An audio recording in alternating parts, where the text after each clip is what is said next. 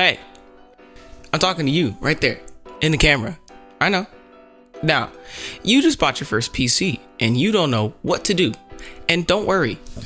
This idiot with a blue Yeti, will teach you everything that you'll need to know when you get your first PC.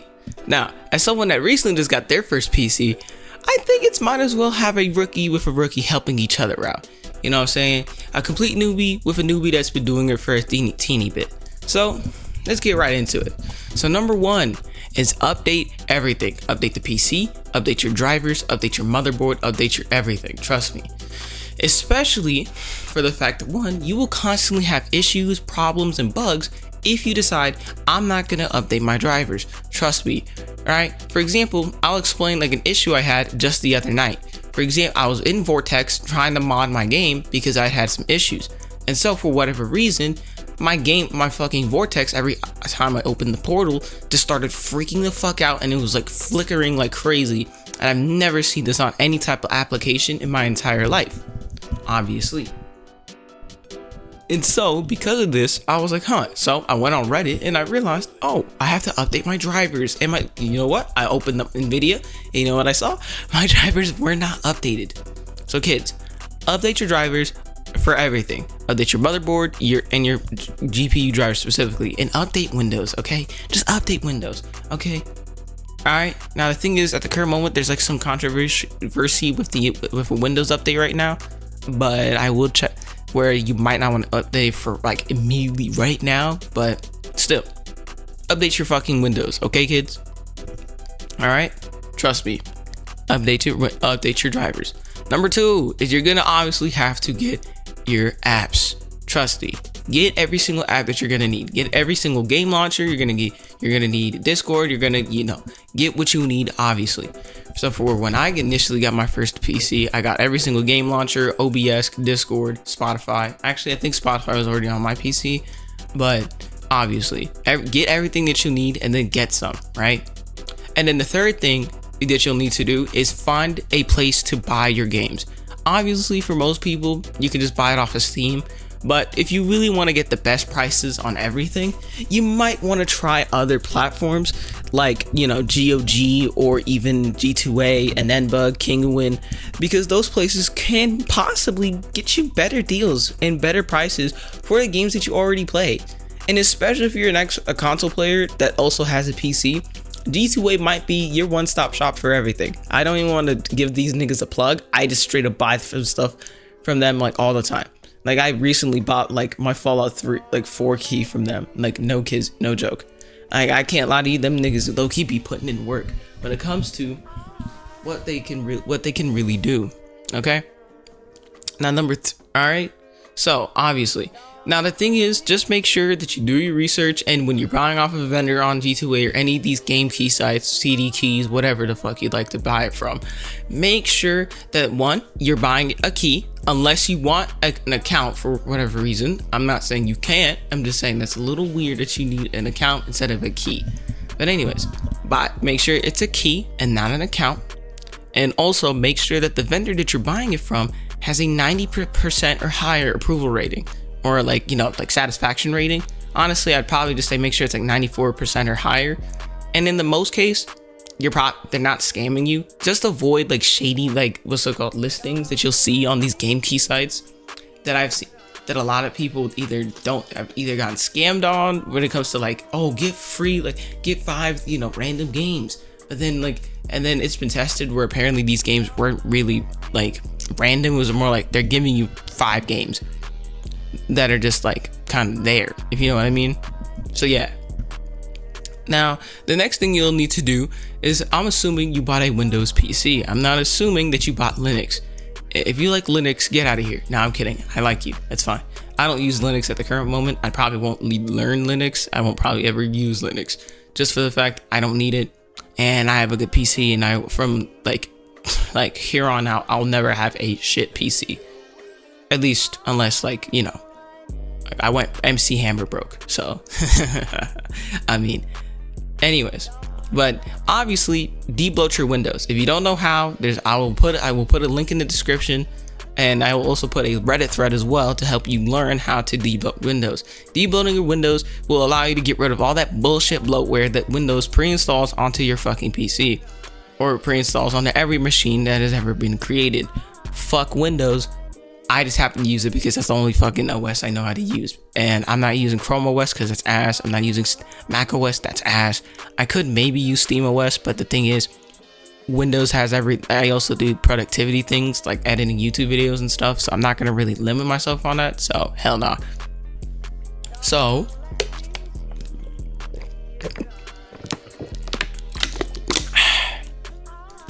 now, some things you should also remember to consider is the next thing you'll need to do is go into your BIOS. Now, I know it's a little scary, but depending on your keyboard, your motherboard, it might be the delete key, it might be something else. I think on my motherboard, I have to spam the F10 key like constantly to get it to go into my BIOS. And make sure you enable XMP so you can get the fastest RAM speeds you possibly can. Because no one wants to be that guy that can't get the RAM speeds. Also, if you're having problems like I was when I initially got my PC because it's not booting right and you installed some RAM or something like that, try reinstalling the RAM properly and then booting on the PC and see what happens. Dead serious on it. Also, when you get your PC, inspect it thoroughly. Make sure everything looks like it's in the right areas. Make sure nothing looks bent or busted or fucked up or damaged. If it's just like a tiny little fingernail scratch on the front panel of the fucking case, is that much of an issue? I don't really think so. I feel like no one would really care about that. If you're a weirdo and you care about that, why? Anyways, just make sure everything is in working order before you decide to boot on your PC. Also, remember to hit the power switch on the back of your PC if you're not wondering, why isn't it turning on? Why isn't it turning on? Did you remember to hit the power switch? Make sure you hit the power switch and make sure it's on before you attempt to boot your PC. Okay? Also, make sure all the connections are connecting, because trust me, and make sure they're all the connection and not a connection is missing or it became loose mid-plug. Alright, and I'll give an example of this. So I was resetting my CMOS about like a couple days ago or so. Actually, I think it was like a week ago. So I had to reset my CMOS. And so to get to the CMOS battery on my motherboard, I had to take out my GPU and I had to disconnect like 4 different things. Actually, I had to take, now I'm looking at I can look at my PC from here. I had to disconnect like 4 different things. Right, from my CMOS to get to my CMOS. And then I flipped it. I took it out. I just fucked with it for a couple minutes, and then I put it back in. I kept having issues that it wouldn't boot properly, right? And then I realized, I didn't have all the connections in. I did it. I was like, what the fuck? Then I realized again that I'm a fucking monkey and I can't comprehend why isn't it turning on? I realized I forgot one final connection. I forgot to do the GPU connection. I was such an idiot when I realized what I fucked up. And honestly, it was a fun learning experience for me. So yeah. Also, one thing you should also consider when you finally get your first PC is, do you have a upgrade path? If so, then just know what parts are you gonna willingly upgrade to. For me, for my current PC, I'm quite limited and I'm probably gonna have to do a brand new build. Now, I think the thing is, that build is probably gonna be in the 1000 plus range. Excuse me, sorry. And the primary reason I think I'm gonna have to do a new build, for at least for me, is mainly for the fact that since I bought a pre-built, I can't really reuse anything. The only thing I can really reuse is my RAM, and that's it, because that's the only external thing that I bought. That's the only thing that's not part of this PC that I bought. So I'm kind of cooked. Maybe I could reuse the PSU. I could probably reuse the power supply, but besides those 2 things, I don't think I can really use anything else, at least for the current moment. I can only reuse maybe like 2 things, and then I have my CPU cooler in the box. But for me, I don't really have much of an upgrade path, but the current thing I might want to do is a case swap and a motherboard swap when I get some money. So please subscribe. I need money. I'm broke. Please, please, please. All right. Let me get an RX 9000 series card in my PC. Please, please give me money. Give me money. All right. All right. I'm just a joke. I'm not that greedy. Or am I? No, I'm just joking. I'm joking. But anyways, so obviously understand what your upgrade path is, right? For example, if you have a 10 series GPU, maybe try upgrading to a 20 series or a 30 series down the line, right? And you can get a pretty cheap card. You can get to like 30 series right now. They don't go for super crazy expensive unless like a 3080 Ti. But you can get 30 series GPUs for they can be quite inexpensive these days. Especially if you buy used. I mean, if you can the RX 9060 XT is really good value. The 8 gig and the 16 gig card. I would just avoid 8 gig cards right now because games are going to require them more and more often over the next couple of years in games. And fuck you to game developers, to chip GPU manufacturers for putting so little VRAM in our fucking cards. Give us more VRAM. I'm not gonna lie to you. I'm gonna have such a headache of a time buying a new what's it called, like GPU, because one, I have a 3060 with 12 gigs of VRAM, and I don't want to downgrade when it comes to VRAM. Even though the amount of VRAM I have 12 gigs right now. A lot of the upgrades I could have are all 8 gigs, and I don't want 8 gigs. I want 10 or 12. Because, like, yeah, even though they're faster, but, you know, it's a whole thing, right? Because one, when game developers want to start pushing my PCs to the max, I don't really want to be limited by my technology. So that's the next thing. Also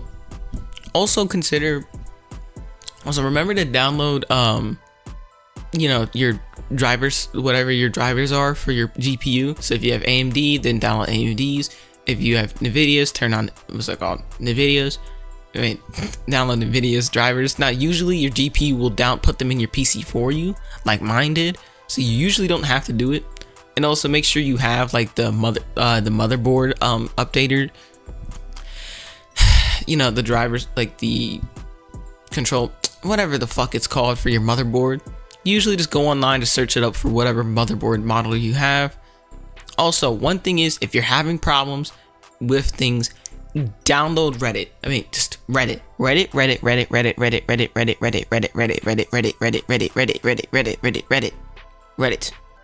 Reddit will be your greatest friend and your greatest ally. When you're deciding to chuck yourself off the Eiffel Tower, Reddit will come in there with a guy that has a solution to a problem you didn't think existed, okay? I'm not gonna lie to you, bro. Reddit has the solution to all of life's problems. You know that?